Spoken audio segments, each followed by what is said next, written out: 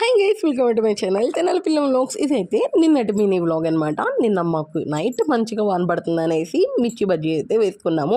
ఇంట్లో టయానికి బజ్జీ మిర్చి కూడా ఉన్నాయి. అసలు ఫుల్ వీడియో చేద్దామని బజ్జీ మిర్చి తీసుకొచ్చానమాట. కాకపోతే రోజు అంతే అయిపోతుంది, మా బావ చేయాలి, అందుకనేసి అయితే వీడియో రావడానికి కొంచెం లేట్ అవుతుంది.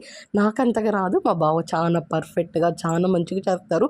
కావాలంటే ఈ వీడియోలో మీరు ఈ మిర్చి బజ్జీ చూసి ఆ టెక్స్చర్ చూస్తేనే మనకు అర్థమైపోతుంది కదా ఎంత మంచిగా ఉందో, నోరూరిపోతాయి అనమాట.